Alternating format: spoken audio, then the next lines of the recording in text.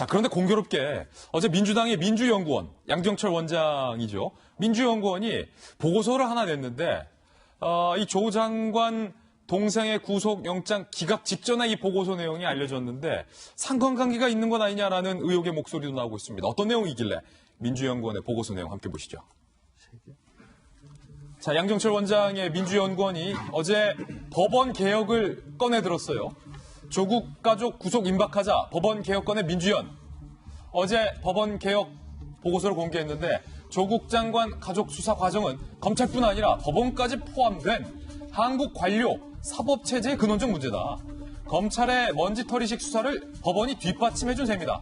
법원이 압수수색 영장을 남발한 게 더 심각한 문제다. 그러면서 김명수 대법원장의 이름이 9번이나 등장합니다. 김명수. 9번이 등장했다는 거예요.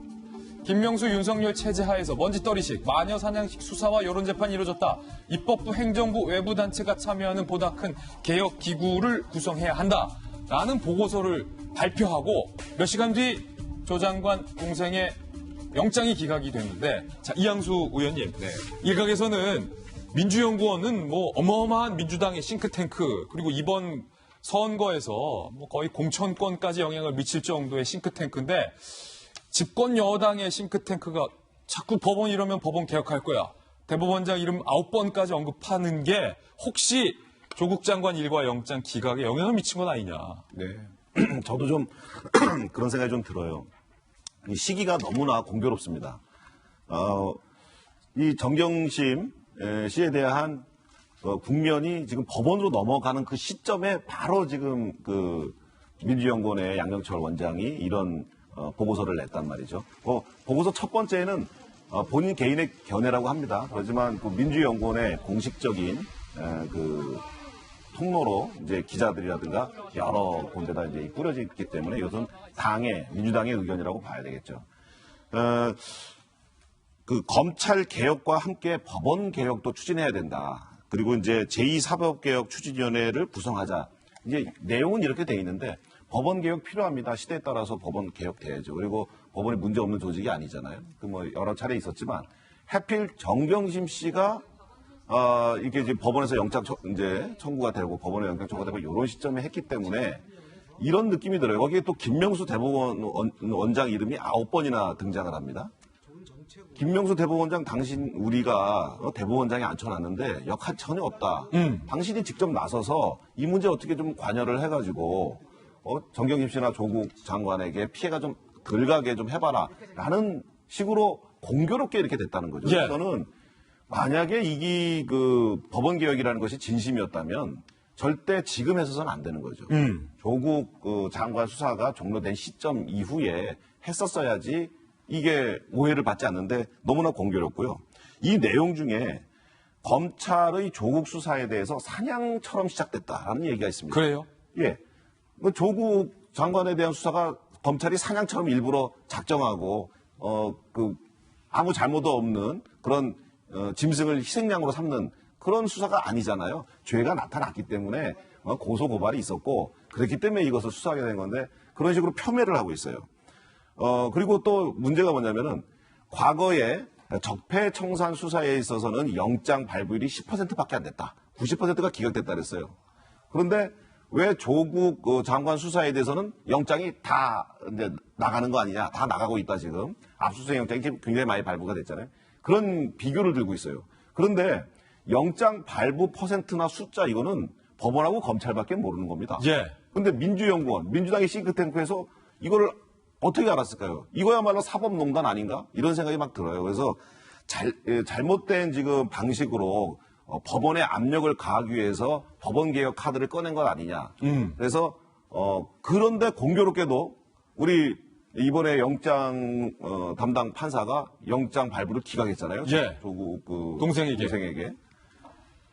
이게 그 명판사가 두 가지 사유가 저는 있을 거라고 봐요. 첫째는 이렇게 대놓고 집권 여당에서 밀고 들어오는데 거기다 대통령도 편을 들어주고 있으니까 첫째는 눈치 보지 않을 수가 없다. 판사가 눈치 본 거다. 네. 그래서 일단 첫 번째, 다음에 또 다시 돌아오면 모를까. 일단 첫 번째는 영장을 기각을 해야 된다라고 하는 그런 부담감이 있었을 수 있고요. 또 하나는 나는 당신들 편입니다.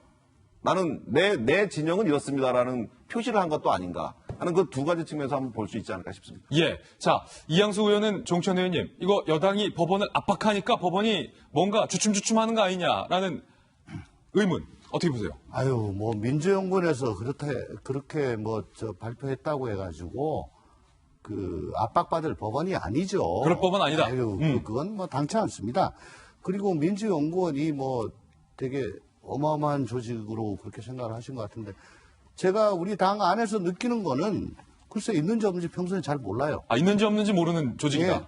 그냥 하나 내면은 메일로 날라오고, 이런 거 냈구나 정도로 알고 있지. 존재감 없다. 존재감 없다기보다는 어쨌든 평소에 당과 이렇게 의견을 교환하면서 나오는 예. 산물이 아닙니다. 그리고 법원 개혁 이게요 지금 나온 얘기가 아니고요. 제가 법사에 있을 때부터 계속 이거는 아이템에 올라와 있던 거죠.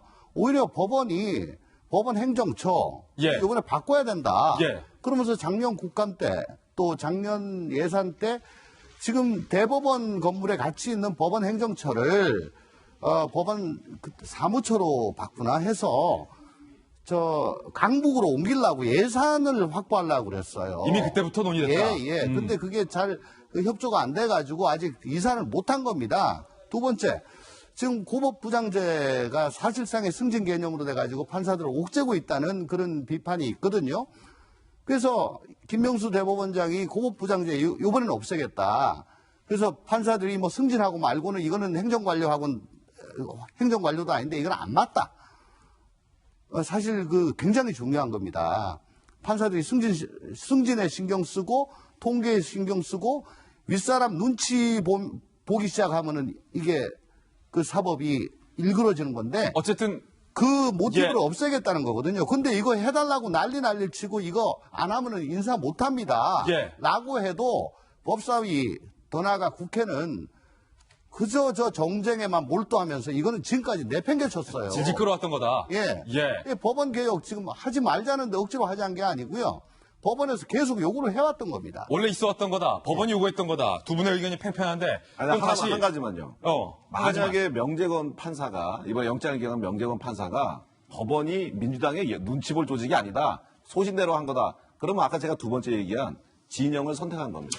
그래서 왜냐하면 모든 법조인들 그리고 이 법이라는 게 상식을 뛰어넘지 않아요. 예. 이번 영장 기각될 수가 없는 거가 기각됐거든요. 비상식적인 행동이다. 그렇죠. 그러면 눈치 보지 않는다면 진영을 선택한 거죠. 예. 나는 당신 편이다. 자, 그럼 여기서 다시 조국 장관 동생의 영장 기각으로 돌아가서 세 분의 공통적인 의견은 강론은 다르지만 어쨌든 영장 기각에 대해서 이해할 수 없다.